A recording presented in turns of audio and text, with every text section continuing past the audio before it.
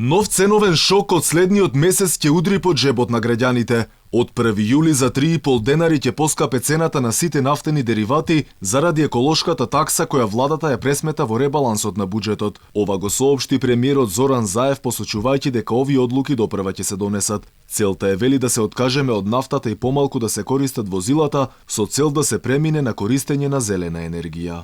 Еколошката такса оди 3,5 денари на нафтата со порака да се откажеме од нафта и нафтени деривати и помалку нивно користење, за да поминеме буквално на користење на зелена енергија. По најавите за значително поскапување на горивата се поизвестно станува дека ќе има и големо поскапување на струјата. Премиерот вели дека не може да гарантира дека струјата нема да поскапи. Вели дека планот на владата е да се намали ДДВ-то од 18 на 5%, но не може да гарантира дека ќе успее во тоа. Не можем да гарантираме, оти може Мицко да блокира, Мицковски може да блокира одредени закони повторно во собранието.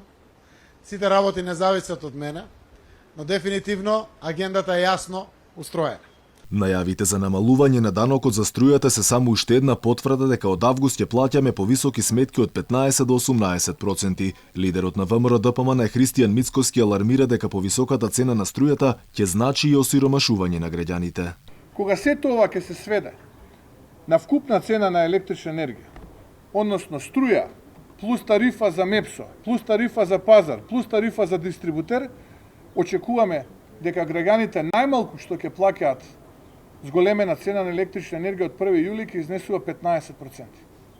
И токму поради тоа, односно 18%. Колку за илустрација, на сметка за струја од 3000 денари, поскапувањето би било за нешто повеќе од 150 денари. Инаку МЕПСО и Евана, кои учествуваа со 38% од цената на електричната енергија, веќе побарале зголемување од по 5%, што секако ќе влие и врз цената што ќе ја понудат трговците.